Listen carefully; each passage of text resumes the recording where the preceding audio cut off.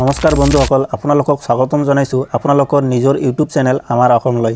আজি আমি আলোচনা কৰিম অসম চৰকাৰৰ অৰুণোদয় 3.0 আঁচনিৰ বিষয়ে, য'ত অৰুণোদয় আঁচনিৰ মহিলা হিতাধিকাৰীসকলে মাহে 1250 টকা আৰু অতিৰিক্ত 250 টকা দিয়া হ'ব। এই 250 টকাটো ৰন্ধন গেছ ভৰোৱা বাবদ দিয়া হ'ব, যিসকলে ৰেচন কাৰ্ডৰ সহায়ত ৰন্ধন গেছ লাভ কৰিছিল।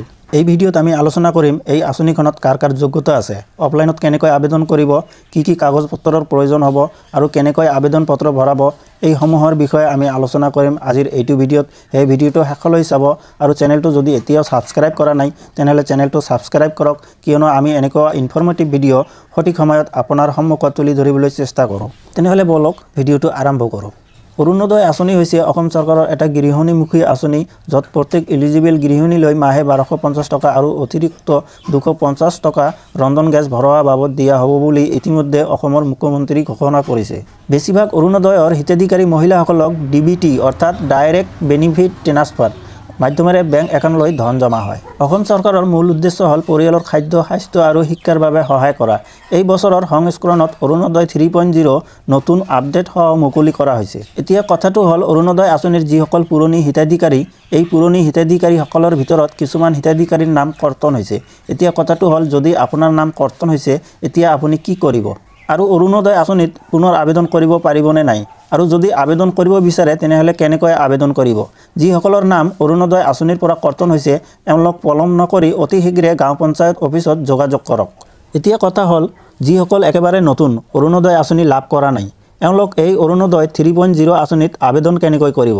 যেতিয়ালৈকে অসম চৰকাৰৰ ফালৰ পৰা ফৰ্ম নাহে, আপুনি এই আঁচনিৰ বাবে আবেদন কৰিব নোৱাৰে। আৰু এই আঁচনিৰ ফৰ্মৰ খবৰ ল'বলৈ আপোনাৰ গাঁও পঞ্চায়ত অফিচ নাইবা পৌৰসভাৰ ৱাৰ্ড কাৰ্যালয়লৈ যাওক আৰু ফৰ্ম লাভ কৰাৰ পিছত আপুনি আবেদন কৰিব পাৰিব। ফৰ্মখন কেনেকৈ পূৰণ কৰিব মই আপোনাক জনাই দিম। তাৰ আগত আমাৰ মুখ্যমন্ত্ৰী ডাঙৰীয়া অৰুণোদয় 3.0 আঁচনিখনৰ বিষয়ে কি কৈছে এবাৰ চাওঁ আহক। অৰুণোদয় 3ৰ উদ্দেশ্য হ'ল অৰুণোদয় 1 আৰু অৰুণোদয় 2 আমি যিসকল হিতাধিকাৰীক দিছিলোঁ আৰু নতুনকৈ যি প্ৰত্যেক সমষ্টিতে কম বেছি পৰিমাণে 10,000 হিতাধিকাৰী আমি নতুনকৈ দিম, এই গোটেইখিনি আধাৰৰ লগত লিংকেজ কৰা। এতিয়া কথাটো হ'ল, আপুনি যদি অৰুণোদয় 3.0 আঁচনিত আবেদন কৰিব বিচাৰে, আপুনি এই আঁচনিখনৰ যোগ্যতা হ'ব লাগিব। তো ইয়াত কেইটামান চৰ্ত দিয়া হৈছে, মই আপোনাক জনাই আছোঁ। আবেদনকাৰী এজন অসমৰ নাগৰিক হ'ব লাগিব আৰু পৰিয়ালৰ মুঠ বৎসৰিক আয় 2 লাখ টকাৰ তলত হ'ব লাগিব।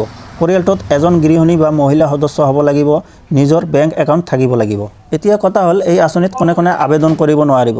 চৰকাৰী চাকৰি থকা, ইনকাম টেক্স দিয়া ব্যক্তিৰ পৰিয়াল, 3000 বৰ্গ মিটাৰতকৈ ডাঙৰ ঘৰত থকা ব্যক্তি আৰু 4চকীয়া গাড়ী থকা পৰিয়াল, এইসমূহ ব্যক্তি এই আঁচনিৰ সুবিধা ল'ব নোৱাৰে। এতিয়া জানো আহক আবেদন কেনেকৈ কৰিব পাৰি। আপোনাৰ গাঁও পঞ্চায়ত কাৰ্যালয়ত যাব লাগিব। তাত আপোনাৰ অৰুণোদয় 3.0 আবেদন ফৰ্ম দিয়া হ'ব। তাৰপিছত ফৰ্মখন সঠিকভাৱে পূৰণ কৰিব লাগিব। আপোনাৰ কাগজ পত্ৰসমূহ লগত লৈ যাব আৰু সকলো নথি পত্ৰ একেলগে জমা দিব লাগিব। তাৰপিছত একনলেজমেণ্ট ৰিচিপ্ট আপোনাক দিয়া হ'ব। গাঁও পঞ্চায়ত ছেক্ৰেটাৰী অথবা আৰবান লোকেল বডি অফিচে চাব আৰু পৰৱৰ্তী সময়ত তালিকাত আপোনাৰ নাম অন্তৰ্ভুক্ত কৰিব। আৰু আপোনাৰ কি কি নথি পত্ৰৰ প্ৰয়োজন হ'ব মই আপোনাক কৈছোঁ। আবেদন কৰাৰ সময়ত নথি পত্ৰৰ প্ৰয়োজন হ'ব আবেদনকাৰীৰ passport size photo, Aadhaar card, bank passbook, ration card, address proof, voter ID অথবা ইলেক্ট্ৰিচিটি বিল আৰু ইনকাম চাৰ্টিফিকেট। আৰু আপুনি সেল্ফ ডিক্লেৰেশ্যন ফৰ্ম জমা দিব লাগিব, য'ত ক'ব লাগিব মই অন্য চৰকাৰী চাকৰি বা আঁচনি গ্ৰহণ কৰা নাই। আৰু সকলো ফটোকপি কাগজ সেল্ফ এটেষ্ট কৰিব লাগিব। আৰু যিয়ে ফৰ্ম ভালকৈ পূৰণ কৰিব জানে তাৰ পৰা ফৰ্ম পূৰণ কৰিব। ফৰ্ম পূৰণত ভুল কৰিলে আবেদন বাতিল হ'ব পাৰে। আৰু ফৰ্ম কিদৰে পূৰণ কৰিব মই আপোনাক জনাই আছোঁ। আবেদনকাৰীৰ নাম, age, gender, address, bank details, ration card number, income declaration আৰু শেষত নিজৰ ছিগনেচাৰ দিব লাগিব। তাৰপিছত পঞ্চায়ত ছেক্ৰেটাৰী বা ULB office seal and signature কৰিব। ফৰ্মত ভুল লিখিলে কাৰেকশ্যনৰ সুবিধা খুব কম থাকে, সেয়ে ফৰ্মখন আগত পঢ়ক আৰু যিয়ে ফৰ্ম লিখিব জানে তাৰ সহায় লওক। এই সময়ত বহু ঠাইত কেম্প চলি আছে। আবেদন শেষ তাৰিখ হয়তো জিলা অনুসৰি ভিন্ন ভিন্ন হ'ব পাৰে। সাধাৰণতে অক্টোবৰ শেষ সপ্তাহলৈকে সময় দিয়া হৈছে। যেনেকৈ কেম্প বা নটিছ বৰ্ডত উল্লেখ আছে, সেই অনুসৰি সময়ত আবেদন দিয়ক। অফলাইন আবেদন দিয়াৰ পিছত অৰুণোদয়ৰ পৰ্টেলত আবেদন ষ্টেটাছ অনলাইনত চাব পাৰিব, www.orunodaya.assam.gov.in। এই ৱেবছাইটত গৈ আপুনি অৰুণোদয় 3.0 আঁচনিৰ ষ্টেটাছ চাব পাৰিব।